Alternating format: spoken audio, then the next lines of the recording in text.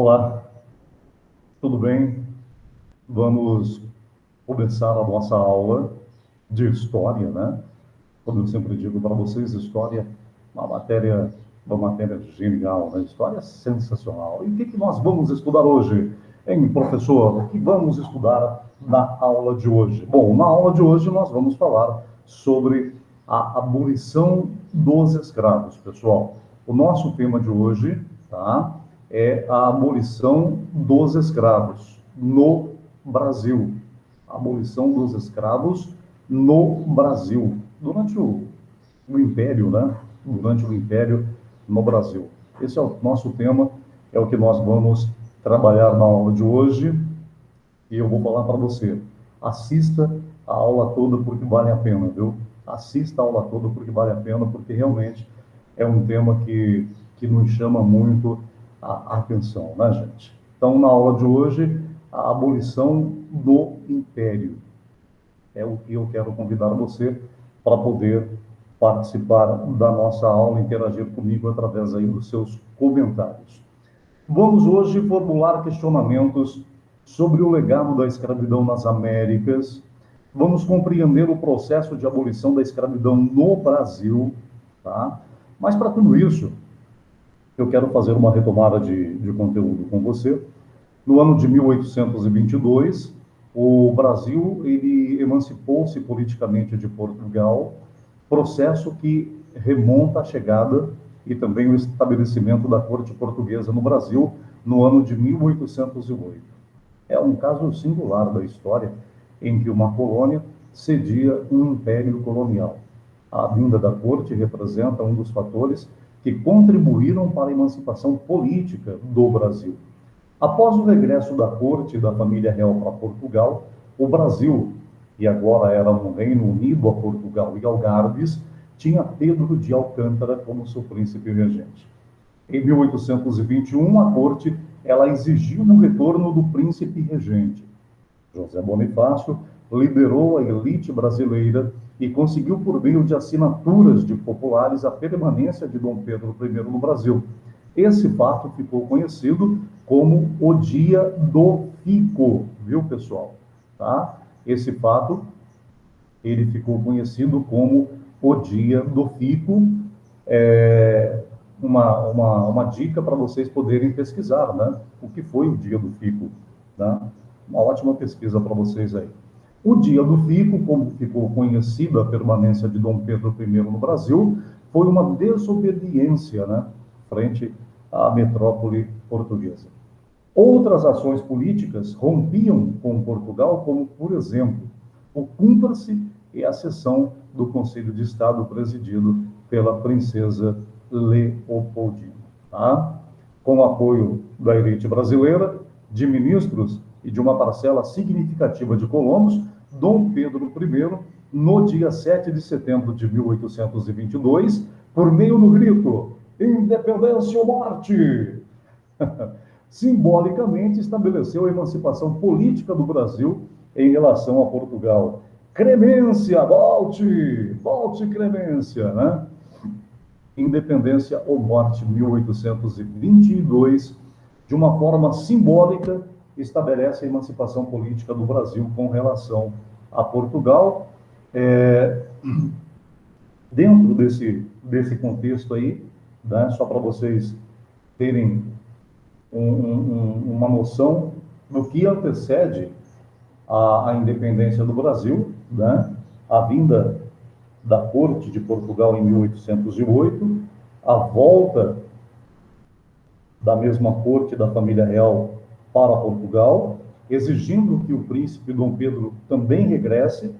Vem o Dia do Fico e ele diz que não volta, né? E aí, então, em 1822, vem a independência do Brasil, ok? Só para a gente poder dar uma recapitulada aí nas aulas passadas. Agora, eu quero fazer com você uma análise da seguinte notícia. Diário do Nordeste. Conselho Federal da OAB institui o Prêmio Luiz Gama. A Ordem dos Advogados do Brasil instituiu o Prêmio Luiz Gama. O prêmio foi proposto para homenagear a cada gestão da ordem 2 juristas e uma instituição de destaque na defesa e na promoção da justiça social. Mas, afinal de contas, quem foi Luiz Gama? E o que Luiz Gama e o que esse prêmio da OAB, instituído agora no ano de 2020, tem a ver com a abolição dos escravos? Quem foi Luiz Gama, professor César? Muito bem. Bom, essa notícia que eu acabei de ler para vocês agora, ela informa que o Conselho Federal da Ordem dos Advogados do Brasil, a OAB, né, decidiu, neste ano de 2020, homenagear juristas e instituições que zelam pela defesa, promoção e também pela justiça social. O prêmio dado aos homenageados recebeu o nome de Luiz Gama. E por quê? Aqui nós temos, então, uma foto de Luiz Gama, né? E eu volto a perguntar para você, e você vai comentar para mim lá no mural. Você vai comentar para mim e dizer quem foi Luiz Gama. Porque uma instituição ligada às leis, a OAB, escolheu dar um prêmio com o nome dessa pessoa. Na aula de hoje, vamos aprender sobre esse personagem histórico e também o contexto na qual ele estava inserido. Esse é um dos temas da nossa aula de hoje. Então, abra sua mente. É tempo de estudar. Vamos aprender. Um novo mundo vai conhecer. Um novo mundo vai conhecer. Agora você vai saber quem foi Luiz Gama. Os escravizados, gente, foram aqueles que, obviamente, mais desejavam a sua liberdade. Assim, eles resistiam à escravização, desobedecendo os seus senhores, revoltando-se contra os abusos dos senhores, fugindo e formando, então, os quilombos. Vou mostrar para você uma foto de capoeira no Parque Memorial Quilombo dos Palmares, União dos Palmares, em Alagoas. Essa foto é de 1º de janeiro desse ano agora, de 2020, uma roda de capoeira. O movimento abolicionista foi de caráter social e lutou pelo fim da escravidão no país. Atuou por maneira escrita, através de panfletos e charges, e também a prática com passeatas e também com comícios muito movimentados. Pessoas de diversas etnias, inclusive brancos, participaram do movimento. Entre os abolicionistas mais conhecidos estão André Rebouças, José do Patrocínio, Joaquim Aurélio Barreto Nabuco de Araújo e também o advogado Luiz Gama. Está aqui, Luiz Gama era advogado, né? Por isso, então, que uma instituição, a Ordem dos Advogados do Brasil, escolheu dar um prêmio com o nome Luiz Gama. Entenderam agora o porquê? Né? O advogado Luiz Gama também participou do movimento abolicionista no Brasil. Filho de português e mãe negra, Luiz Gama foi vendido pelo próprio pai como escravizado em São Paulo. Olha só a história, gente. Gama atuava como advogado por meio de uma provisão, isto é, um documento dado pelo Poder Judiciário do Império que o autorizava à prática do direito. No ano de 1881, Luiz Gama criou a Caixa Emancipadora Luiz Gama para a compra de alforrias. O dinheiro arrecadado por meio dessa caixa permitiu que escravizados conseguissem comprar a sua carta de alforria, ou seja, a sua liberdade. A resistência dos escravizados, o movimento social abolicionista, a Inglaterra nos fatores econômicos e ainda setores militares apoiavam, então, o fim da escravidão no Brasil. Todavia, porém, contudo, entretanto, Dom Pedro II e a elite imperial entendiam o que, pessoal? Que a abolição deveria ser um processo lento e um processo gradual. Tá? Era isso que eles entendiam. Mas, antes de entrarmos aí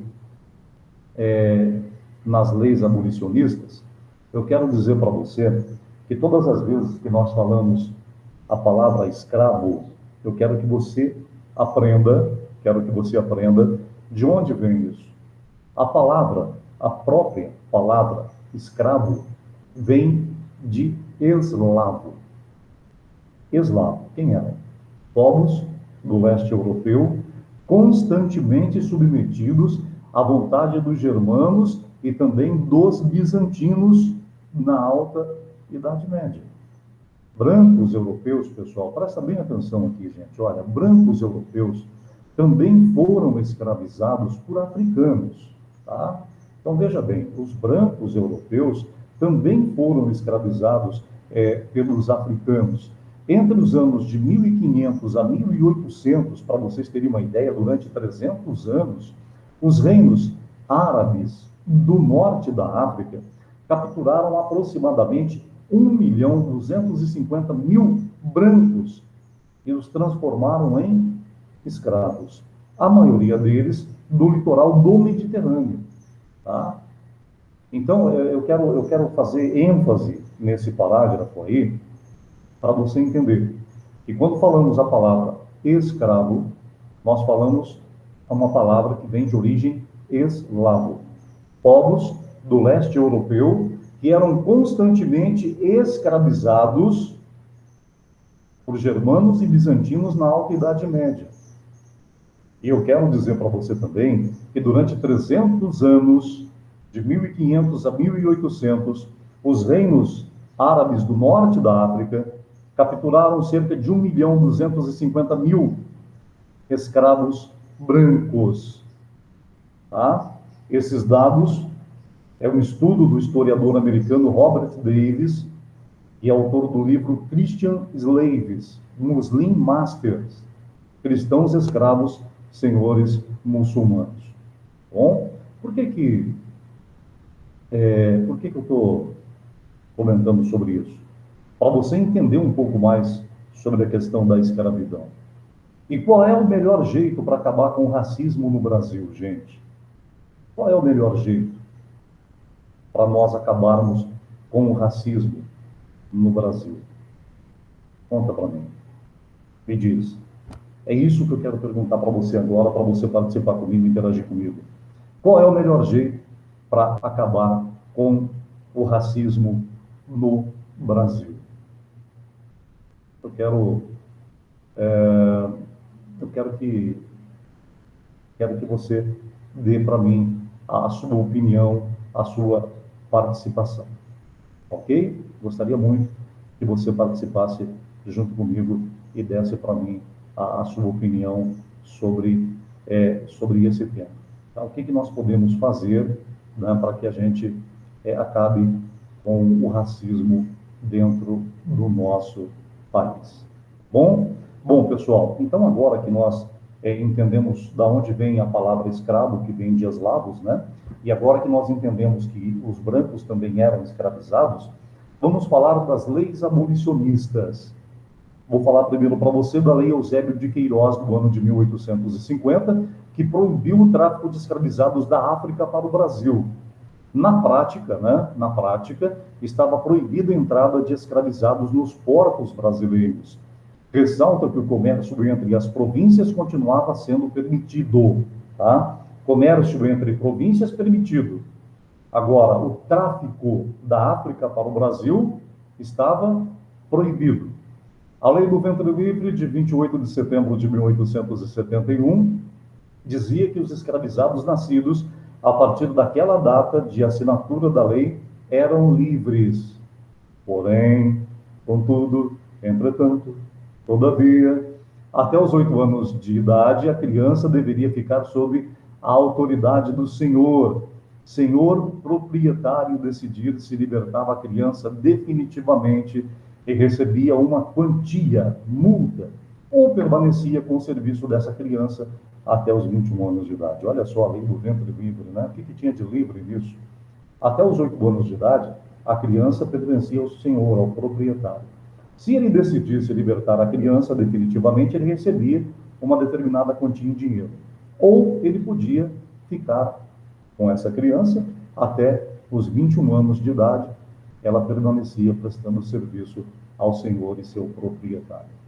A Lei dos Sexagenários, 28 de setembro de 1885. Dom Pedro II aprovou a lei que tornava os escravizados acima de 60 anos livres. Porém, contudo, entretanto, todavia, né, exigia uma indenização por meio de trabalho de 3 anos dos mesmos. A lei do sexagenário dizia que se você tem 60 anos, você é um escravo livre. Porém, exigia uma indenização por meio de trabalho de 3 anos. Tinha que trabalhar mais 3 anos aí para conseguir a liberdade, né? Está aparecendo a reforma da Previdência que foi feita esse ano no Brasil.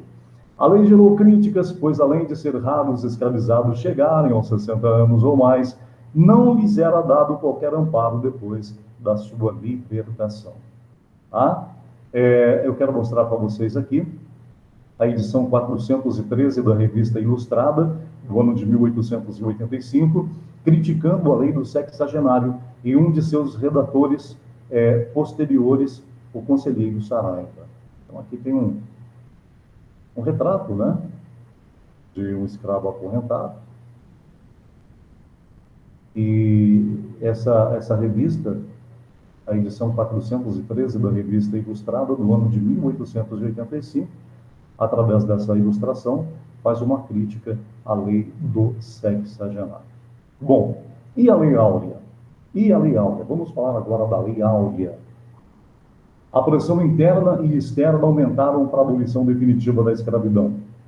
Em tal contexto, no dia 13 de maio de 1888, a princesa Isabel e seus conselheiros assinaram a Lei Áurea declarando extinta a escravidão no Brasil. Ó, que lindo! Foi isso, pessoal? Festa, rojão, dança, música, show. Afinal de contas, era assinada a Lei Áurea.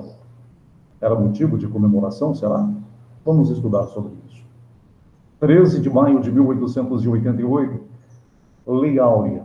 Vou mostrar para vocês aqui um cartaz do acervo do Arquivo Nacional do Brasil, feito em 1888 por uma fábrica de tecidos, em que, diante de uma bandeira do Império do Brasil, mostra um cidadão branco e um cidadão negro se cumprimentando pelo fim da escravidão. A Lei Áurea, que tornou os escravizados libertos no país, não veio acompanhada de políticas públicas, entendem agora, não? E nem de ações que pudessem efetivamente integrar os afrodescendentes libertos ao exercício pleno da sua cidadania. Assim, as comunidades afro-brasileiras continuaram a passar dificuldades, mas sempre lutando por melhores condições de vida. Tá? Olha aí o que eu falei para vocês aí, ó. Né? Foi motivo de festa, de certo, né? Claro que não, gente, porque a Lei Áurea libertou os escravos, mas não havia uma política pública e ações que pudessem efetivamente, né, integrar os ex-escravos ao exercício da plena cidadania. Não havia isso, né? Não existia, pessoal. Tá? Isso não existia. Vocês entendem? Isso não existia. E aí, como ficou a situação, então, desses ex-escravos? Só para vocês que estão aí me acompanhando, né? Na aula de hoje, estudamos sobre o longo e difícil processo da abolição da escravidão no Brasil, o movimento abolicionista, a pressão interna e externa, o fato que resultou na assinatura da Lei Áurea do dia 13 de maio de 1888, os protagonistas do processo, né? Quem foram eles? Mas eu gostaria muito de ressaltar para vocês, gente, tá? Que 13 de maio de 1888 foi um amplo movimento social que praticamente ficou esquecido no Brasil. É isso mesmo. Todo ano, o dia 13 de maio, ele passa quase que esquecido pela grande mídia nacional. Ele é lembrado por alguns poucos professores de história. Eu me lembrei, e me lembro todos os anos, do dia 13 de maio de 1888, e sempre comento em todas as minhas turmas com os meus alunos, independente de ser conteúdo ou não da aula. Mas o dia 13 de maio é um dia esquecido no Brasil. E ele passa quase que desapercebido pela grande mídia. Você viu, nesse dia 13 de maio do ano de 2020, a grande mídia noticiando sobre o dia da Lei Áurea, da abolição dos escravos no Brasil? Somente alguns poucos professores de história se lembram. Para vocês saberem um pouco mais, o dia 13 de maio é considerado data cívica no Brasil. Presta bem atenção aqui, pessoal. O decreto número 155B, do dia 14 de janeiro de 1890, ou seja, 2 anos depois, estabeleceu um feriado nacional no dia 13 de maio, declarando esse dia consagrado à comemoração da fraternidade dos brasileiros. Esse feriado ele existiu até 15 de dezembro de 1930, quando então Getúlio Vargas revogou através do decreto 19.488. Para esconder a importância do dia 13 de maio, que foi um movimento de brasileiros, lembra que eu falei para vocês, entre eles Luiz Gama, um movimento de brasileiros, acabaram criando então o quê? O Dia da Consciência Negra, que nós vamos falar sobre isso nas próximas aulas. E esse Dia da Consciência Negra, ele já começa com um erro, pessoal. Ele já começa com um erro. Pois ninguém sabe, presta bem atenção aqui, ninguém sabe, e não existe nenhum documento que comprove a data que Zumbi morreu. Eu vou frisar de novo isso para você, ninguém sabe. Não existe um documento na historiografia brasileira que comprove a data que o Zumbi morreu. Ou seja, dia 20 de novembro de 1695 foi inventado. Eu vou dizer de novo isso para você. 20 de novembro de 1695 foi inventado. Palmares nunca foi símbolo de liberdade. Historicamente, nós sabemos que Palmares tinha escravos para servir a Zumbi, tá? E este estabelecia relações econômicas de compra e venda com os fazendeiros. Portanto, ele era um conservador da ordem escravista. E outra coisa, pessoal, ninguém sabe quantos zumbis existiram, nem como era zumbi. Então, agora presta muita atenção no que eu vou dizer para você, tá? Vou até tomar um cafezinho aqui para nomear as palavras e poder falar com bastante ênfase. Presta muita atenção no que eu vou dizer para você. Ninguém sabe quantos zumbis existiram, tá? E nem como era zumbi. Presta atenção agora. A sua imagem, ela foi desenhada, ela foi imaginada no início da década de 1970 por um ilustrador da revista Abril chamado Jaime Leão. E essa representação de como ele achava que era zumbi tornou-se um retrato oficial. Então veja bem, aquele retrato que você vê no zumbi, pessoal, aquele retrato, ele foi imaginado, ele foi feito no início da década de 1970 por um ilustrador da revista Abril. O nome desse ilustrador, Jaime Leão, tá? Ele imaginava, era uma representação de como Jaime Leão achava que era zumbi. E aquele desenho que ele imaginou acabou tornando-se o retrato oficial de Zumbi. Na Constituição de 1988, os negros no Brasil deixaram de ser brasileiros e passaram a ser afrodescendentes. Vocês sabem disso, não? Vou repetir de novo, então, para vocês. Na Constituição de 1988, os negros no Brasil deixaram de ser brasileiros e passaram a ser afrodescendentes. Tá? Por que eu estou dizendo tudo isso? É para ilustrar para você, tá bom? Para ilustrar para você que o 13 de maio de 1888 foi um amplo movimento social, tá? Não se restringe a algumas pessoas, né? Esse movimento abolicionista que tomou conta do Brasil com mobilização popular que levou finalmente à Lei Áurea, Expressão essa criada por José do Patrocínio e pela princesa Isabel, Lei Áurea. Ao assinar o documento, acabou com a possibilidade de ter o terceiro reinado da monarquia brasileira. Assim, assinando a Lei Áurea, o Império perdeu as bases sociais, abrindo caminho para a República. Tá? Mas aí já é uma outra história. 13 de maio de 1888 foi um amplo movimento social esquecido no Brasil, que você quase não vê falar nas mídias.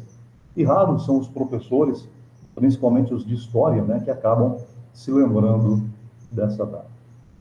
Lembrando você que 13 de maio, até o ano de 1930, era feriado nacional, consagrado à comemoração da fraternidade dos brasileiros. Aí vem Getúlio Vargas, que em 1930 toma o poder no Brasil, e Getúlio Vargas revoga o feriado do dia 13 de maio. Tá? E aí, para esconder a importância do dia 13 de maio, eles criam o Dia da Consciência Negra.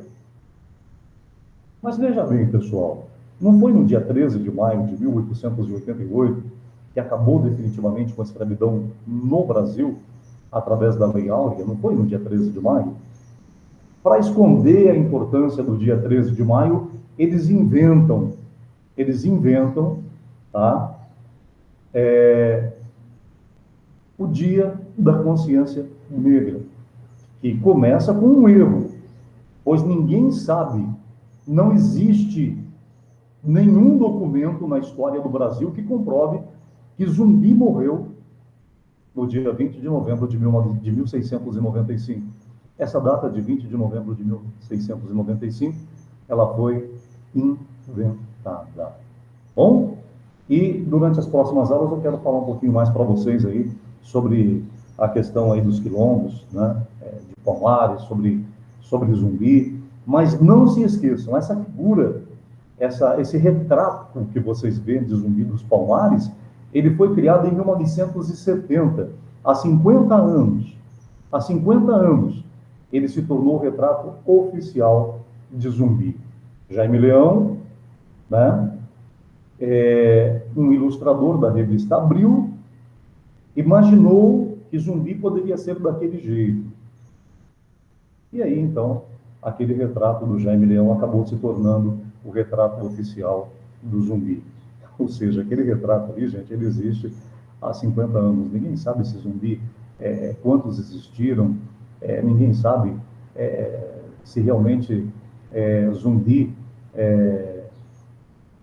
realmente existiu, se Zumbi, quantos zumbis existiram, né? Nem como era Zumbi, ninguém sabe nada disso. Ninguém sabe nada disso. Isso aí foi criado, né? E a data, 20 de novembro de 1695, foi inventada. E eu quero lembrar mais uma vez você, só para a gente terminar esse tema, Constituição de 1988, negros no Brasil deixaram de ser brasileiros.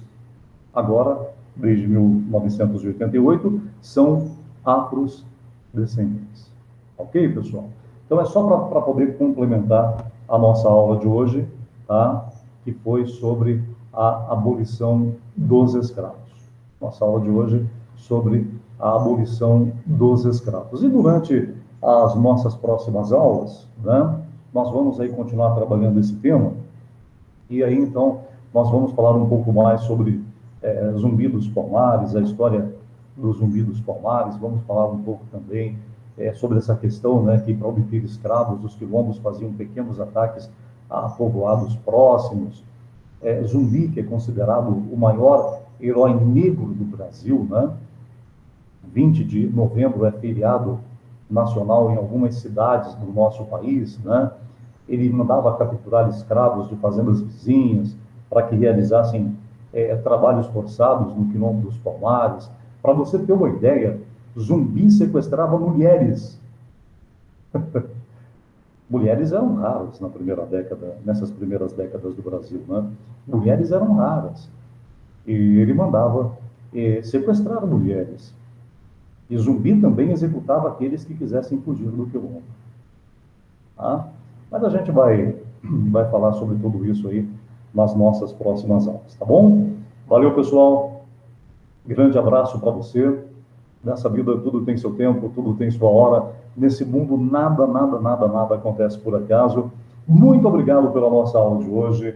Um forte abraço para você, viu? Deixe lá os seus comentários, deixe a sua participação na nossa aula de hoje. Espero que você tenha compreendido um pouco mais aí sobre essa questão da abolição dos escravos no Brasil. Grande abraço para você, tudo de bom e até a nossa próxima aula.